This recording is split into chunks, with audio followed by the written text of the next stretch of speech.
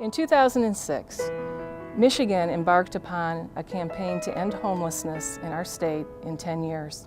Many partners came together, both locally and at the state level, to work together collaboratively to make that happen.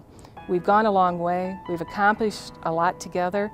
We've helped over 5,600 families through the HARP voucher become rehoused. This video that we're going to share with you today is not only in celebration of all the accomplishments we've achieved together, but it's also to put the face on the impact it has on the people that we help, because that's what this is all about.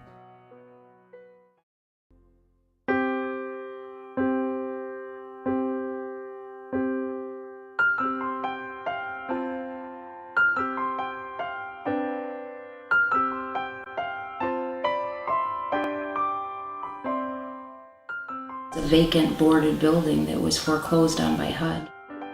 We took it down to the bare studs. If you've seen this project before, you'd never believe it. The brick on the outside looks brand new. We had it all completely acid washed and all of his graffiti all over it. I have so many people that walk through it that think it's brand new.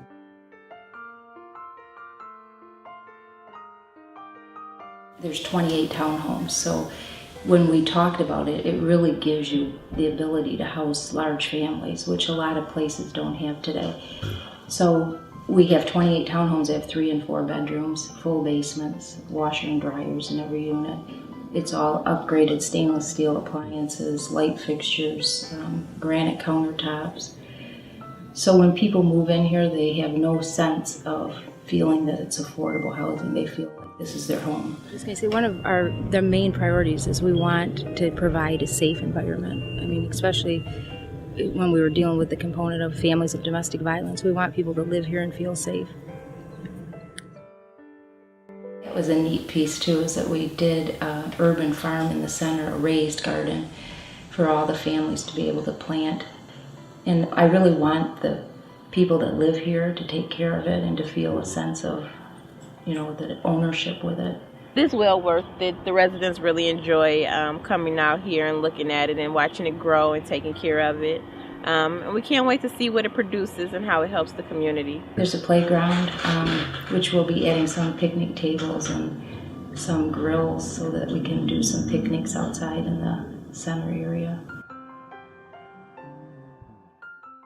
We built a community room that is going to have computer skill classes, actual money skill classes, family classes, classes on training for job interviews and preparing resumes, and really hoping to help them move on with their lives. The old affordable housing used to be penalized to better your life. You got a raise, your rent went up. If you did something that made your life better, your rent usually was impacted. And at some point, usually you qualified not to live there. And in this type of development, if you get a raise, automatically your rent's not increased. You qualify to live here, and it gives people an incentive to better their life. And to me, that is such a neat thing with the tax credit program. That's one thing I like about it. It's affordable. I don't have to be stressed out. I don't have the money for rent, and I don't have to worry about if the house is not, a landlord not doing their work. We got 24-hour maintenance and friendly manager, and the maintenance crew is nice. They be right on the spot getting the work done. And I like it. It's very nice. The community is very nice. The stove, the refrigerator, the stainless steels, the floors. Yes, the rooms are nice size, the tub nice size, everything is gorgeous. It really is. Thank you for it.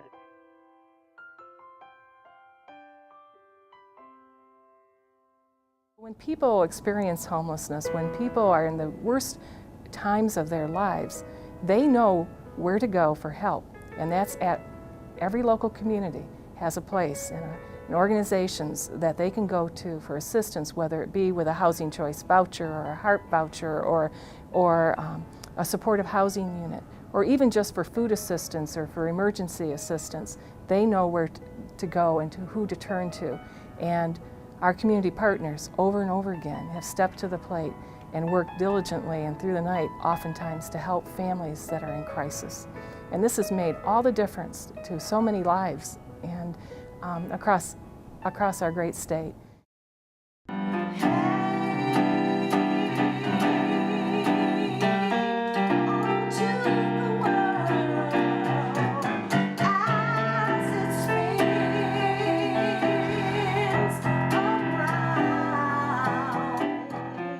Cat Square is a housing first model. So you have to be homeless, you have to be a veteran, and wherever you are is where you're at. And we work with you from that point forward.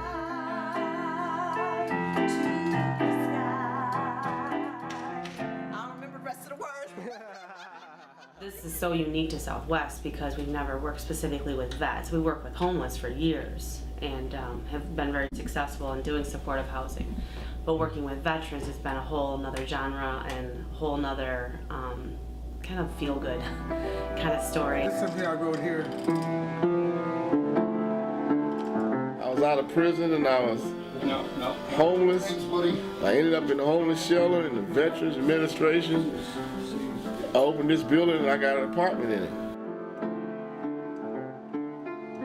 And that's just, like I said, helped me rebuild my life after I got out of prison. I got my disability started and I'm in college now, so they did a lot of good, especially with her help too. So. I work for the Greening of Detroit, like I said, landscaping training. Took my final exam today, 125 question test. I believe I got in the 90 percentile, so I got an A. Yeah. I take my national certification for landscaping, get my landscaping certification. I'm so proud of you. In September, so I'll be nationally certified. We got a lot of classes that's all helpful to get people to rehabilitate themselves and get jobs. We got computers, we got this library, we have a lot of recreational activities here that the counselors help us with. We got a lot of support staff here. It's real nice. We have security and everything.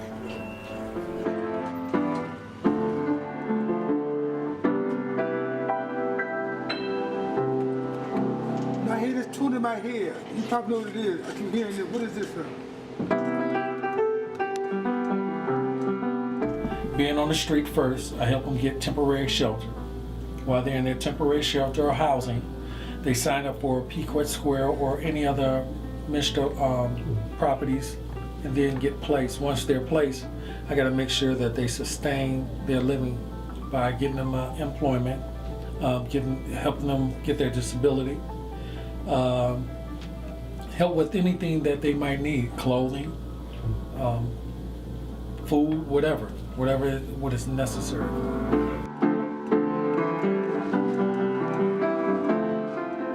We have many different employers. We have from security, we have the big three. We have vet built, construction, temps. UPS, Federal Express. We have some that went to the Border Patrol, VA, back into the government, VA hospital. Vast amount of employers that I have that are accepting them. And like I said, it's not me, it's the vets. Once the vets are prepared and they go and talk to these employers, sky's the limit.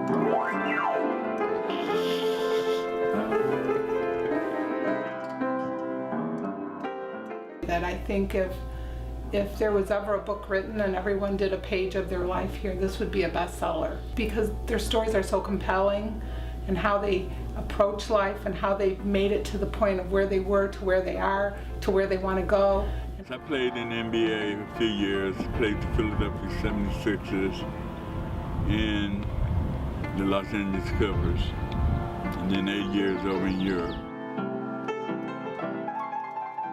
I had lost my job and on the verge of becoming homeless. I went to sign up for a training program at the VA, and they told me about Cat Square for the homeless vets. Moved in here June 15th. This place has been a blessing for me. I can say it's a really nice place. Michigan and Southwest Solution and Veterans Administration and President Obama and all his policies is working real fine.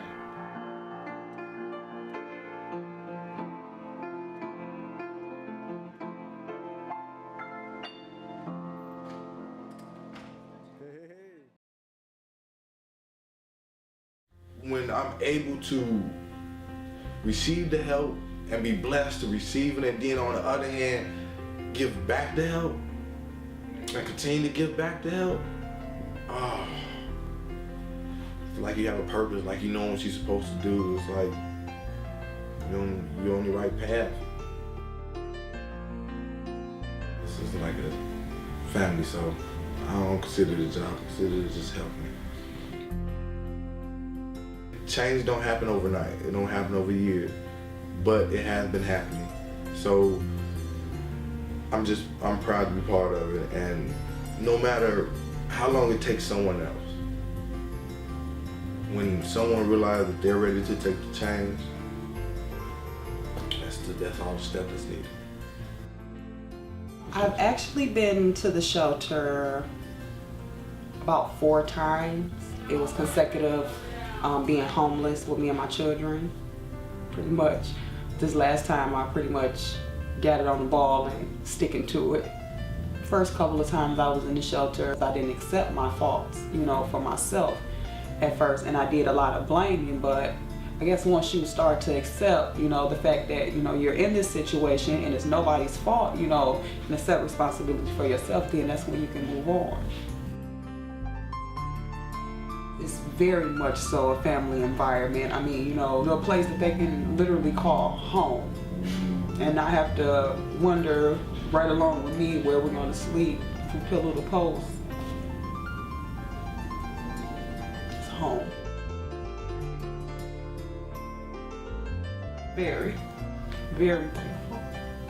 Appreciate everything that they have done for me. Because without them, I think I would be somewhere lost. When I came here 8 years ago, it was a homeless shelter for single women and families. Since that time, we've added quite a few things. An outreach program, our Friends Outreach Program, is a huge success. Folks are involved in that, remain housed, stably housed. They're working, they're going to school, things are going great. I'm going to graduation for somebody Thursday night. We also have a single point of entry, one-stop shop called The Connection for people to access services. And then 6 Degrees, our resale store, where we do a lot of the job skills training where the classes are held. So it's really kind of moved from putting a Band-Aid on this homeless issue and actually working at the prevention side of it and trying to move people out of it into self-sufficiency. And as the 2 previous folks have showed you, it can work. Shanita went through our job training program and then was hired out afterwards, and since then she's gone to college. But I got my CNA license and I got 7 more months to get an LPN license. There you go. Love to help others, and it's good to have a job.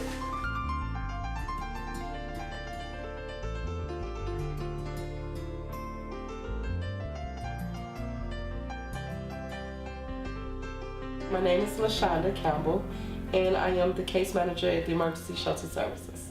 I have had my own Hurricane Katrina within my own life. In 2003, I lost my mom, and the day after my mom's funeral, my house burned to the ground. 2 years later after that, I lost my kids. And what I didn't lose was hope. I didn't stop. I kept going. And I'm not saying it was easy, because it wasn't. Many days I really felt like, I can't do this. This is too much for me. And it seemed like every door I went to, the doors was always closed in my face. And one day I made up in my mind that I'm going to check into the shelter. And this is going to be my turning point. And I checked into the shelter, and it was my turning point. And I share that with the clients. I tell them all the time that my life is an open book, because in order for them to understand that there is hope tomorrow, you can't tell them it's hope tomorrow without a story to tell to show them that there's hope tomorrow. Shonda, another great example. She was on a Tip Lab 2-year voucher. She's totally self-sustaining. She went from staying in the shelter 2 years ago to being the case manager for folks who are coming in here. I think that's simply amazing. You know, one more thing I really want to talk about is job training and just giving folks the opportunity to work and to gain the skills they need to move on to other positions. It's so important. We've got a great program going. We just graduated 15. We've got another 15 going through, and that's how we're really going to work to end homelessness, is by giving people job skills. I know if we can end homelessness in Barron County, this is something that can go nationwide.